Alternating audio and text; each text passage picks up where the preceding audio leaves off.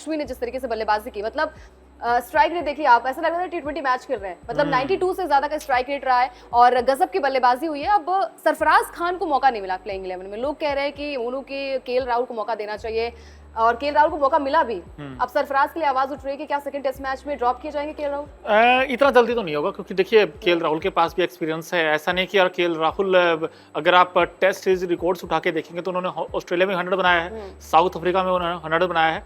But सवाल ये है कि आप आज फंस गए, आज आप फंस गए थे। जब इंडियन कंडीशंस की बात आती है तो शायद केएल राहुल को बल्ला खामोश नजर आया। और अगर रिकॉर्ड्स अभी हाल फिलहाल के उठाकर देखिए एक साल के, तो केएल राहुल उस तरीके से इंटेंट नजर नहीं आया मेरे हिसाब से। सरफराज खान की बात की जाए तो डोमेस्टिक में भी अच्छा किया था और जब इंग्लैंड के खिलाफ डेब्यू किया था वहां पर भी शतकीय पारी खेली थी। तो मेरे हिसाब से सरफराज खान को मौका देना चाहिए, क्योंकि आपको पता है कि आपके टॉप ऑर्डर नहीं चल पा रहे, यानी कि जब 4 विकेट गिर जाते हैं तो आपके हाथ पांव फूल जाते नहीं। बट सवाल ये भी तो ना, आपने जैसे पूछा सरफराज खान का, अगर सरफराज खान टीम में आते और वो भी अगर आउट हो जाते, फिर भाई एक ही नहीं खेली ना केएल राहुल ने। आप इसे एक इनिंग के बिहाफ पे तो बात अलग है, मतलब तो आप एक इनिंग के बिहाफ पे तो नहीं कह सकते ना कि सरफराज होने चाहिए। तो बुरा फेस चल ही रहा है ना, मतलब केएल राहुल को कितने मौके दिए जा रहे हैं। यार राहुल देखो, आई थिंक थोड़ा सा मौके का फायदा भी नहीं उठा पा रहे हैं। और दलीप ट्रॉफी में भी हमने देखा है कि बहुत स्लो पारी, अब चलिए टेस्ट मैच है तो आप स्लो पारी खेलेंगे और आपको पता भी है कि डे 1 कैसे खत्म करना है, आपको टिके रहना पड़ेगा। टेस्ट मैच तो पेशेंस का ही गेम होता है, लेकिन उसके बावजूद भी केएल राहुल को बल्ला नहीं चल रहा है। तो कहीं ना कहीं ये भी कहा गया था कि युवाओं को मौका दिया जाएगा। और सरफराज खान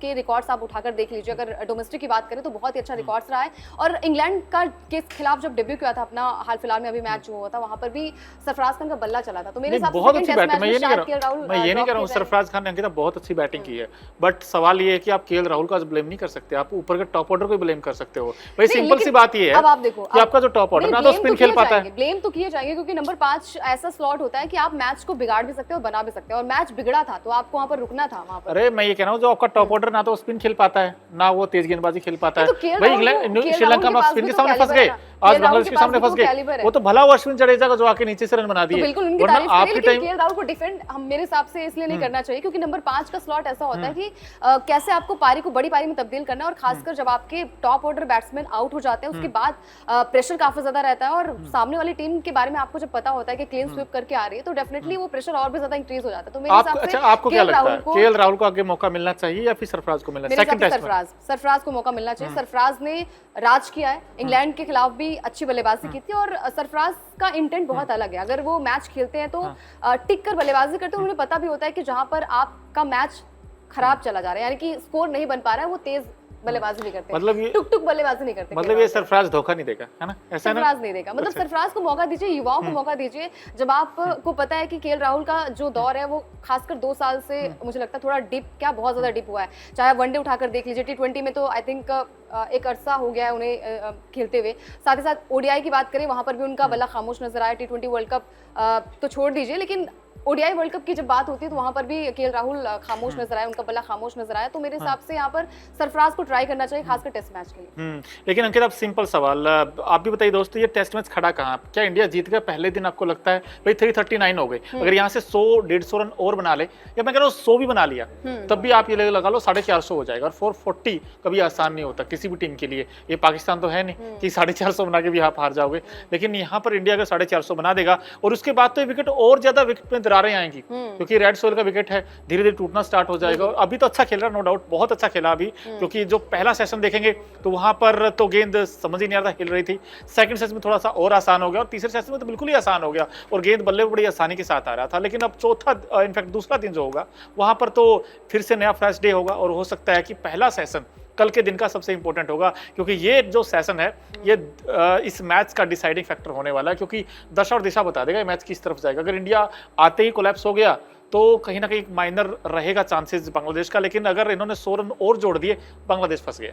बिल्कुल, ये फर्स्ट तो आई थिंक आज भी गया है, क्योंकि 300 के पार स्कोर होना अपने आप में बहुत बड़ा चैलेंज हो जाता है। क्योंकि जब आपको पता होता है कि 100 रन के अंदर अंदर आपके 5 या 4 विकेट गिर गए हैं और बड़े विकेट्स गिर गए हैं, तो थोड़ा इजी हो जाता है सामने वाली टीम के लिए। लेकिन वहां पर जिस तरीके से कोलैप्स हुई बांग्लादेश की टीम, डेफिनेटली वहां पर गेंदबाजों ने थोड़ा सा निराश भी किया बांग्लादेश की टीम को। लेकिन मेरे हिसाब से कल का दिन जो होगा ना, वो टीम इंडिया के लिए ही फायदेमंद होगा, क्योंकि अगर यहाँ से 400 के पार का स्कोर हो जाता है, उसके बाद टीम इंडिया की बारी आती है गेंदबाजी की। डेफिनेटली हमारे पास बुमराह है, जब भी हमें विकेट्स की दरकार हुई है, चाहे आप वर्ल्ड कप उठाकर देख लीजिए, चाहे कुछ भी उठाकर देख लीजिए, जब भी विकेट्स की जरूरत हुई वहां पर बुमराह है और गुमराह करके चले गए। तो मेरे हिसाब से बुमराह, आपके पास सिराज भी एक एंड से, और आकाशदीप जो हाल फिलहाल में दलीप ट्रॉफी में एक इनिंग की बात करें या फिर दोनों इनिंग की बात करें, टोटल जो है वो 9 विकेट लिए। तो मेरे हिसाब से टीम इंडिया का दिन रहेगा कल के लिए। लेकिन आज तारीफ करनी बनेगी यहाँ पर जड्डू की और अश्विन की, जिस तरीके से उन्होंने मोर्चा संभाला। और जब यही सबक है, ये आईना है बड़े प्लेयर्स के लिए कि आप अगर नाम के बड़े हैं और मैच नहीं खेल रहे, खासकर डोमेस्टिक मैच नहीं खेल रहे हैं, और जब तक इंडियन कंडीशंस की बात करें वहां पर मैच नहीं खेलेंगे,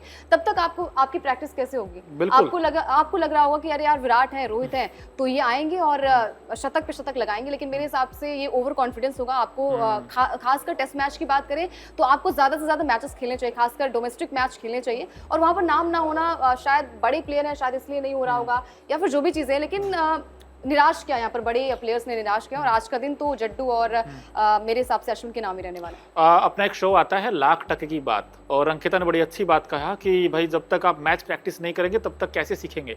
और आज अगर आप डिसमिसल देखेंगे, भाई विराट कोहली ने क्या किया, आज ड्राइव लगाते हुए आउट हुए ना, बिल्कुल आउटसाइड खाम का फालतू गेंद छेड़ी ना आपने। उन्होंने उनकी आदत ही है, वो आदत है बाहर की गेंद पता नहीं क्यों छेड़ते हैं और कैच आउट हो जाते हैं। शुभमन गिल का विकेट, वो विकेट आपने फेंका, उन्होंने लिया नहीं है। उन्होंने जो विकेट लिया रोहित का लिया था, ड्रा के आउट किया था। रोहित को पहले परेशान किया शॉर्ट ऑफ लेंथ गेंद से, उसके बाद फिर अंदर आई, बाहर आई, और जब गेंद डिफेंस करते हुए रोहित आउट हुए तो वो दिखा रहा था रोहित भाई लंबे अरसे बाद क्रिकेट खेल रहे हैं, तो आप क्यों नहीं खेले दलीप ट्रॉफी टूर्नामेंट? ये क्वेश्चन मार्क रहेगा, नंबर 1 चीज।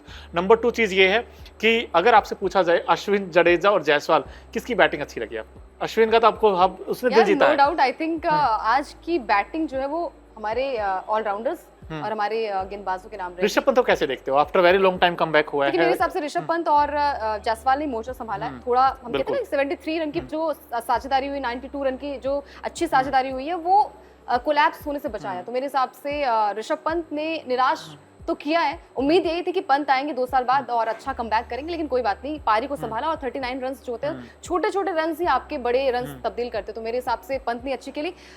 गिल को पता नहीं क्या हो गया, गिल युवा खिलाड़ी है और वो जोश नजर नहीं आया आज, इंटेंट वो नजर नहीं आया जिस तरीके से वो आउट हुए। शायद हर कोई यही कह रहा है कि गिल को मौका क्यों दिए जा रहे हैं नंबर 3 पर, खासकर बल्लेबाजी के लिए। और नंबर 3 पर ये स्लॉट ऐसा है, मोनू, ये चीज़ें होती हैं कि आपके पास बहुत ज़्यादा गेंदें होती है आपको खेलने के लिए, आपके पास पेशेंस लेवल बहुत ज़्यादा होता है कि आप पिच पर टिके रहें और किस तरीके से बल्लेबाजी करें। सोचने का टाइम आपके पास ज़्यादा होता है, यानी कि जो हमारे टॉप ऑर्डर बैट्समैन होते हैं उनके पास सोचने का टाइम ज़्यादा होता है, तो वो टाइम का यूटिलाइज आई थिंक गिल नहीं कर पाए। खैर कोई बात नहीं, सेकंड टेस्ट मैच में सेकंड इनिंग में देखते हैं कि क्या कुछ, शायद यही जो घायल शेर है ना, शायद वहाँ पर थोड़ा खूंखार नजर आए। बिल्कुल, आई होप दोस्तों आपको बड़ा मजा आया होगा, क्योंकि अब फर्स्ट डे अगर आप उठाकर देखोगे, भाई पहले इंडिया कोलैप्स हुआ, बांग्लादेश ने शानदार कमबैक किया, फिर इंडिया ने कमबैक किया, बांग्लादेश नीचे आ गया। अब सेकंड डे क्या होगा? क्या भारत इस वक्त चढ़कर खेल रहा है? क्या बांग्लादेश कमबैक करेगा दोबारा? और क्या भारतीय टीम दूसरे दिन ही मैच अपने नाम कर ले? कमेंट बॉक्स में अपनी राय जरूर बताएं। और अभी तक अगर आपने न्यूज नेशन और न्यूज नेशन स्पोर्ट्स को सब्सक्राइब नहीं किया है तो फटाफट कर दीजिए।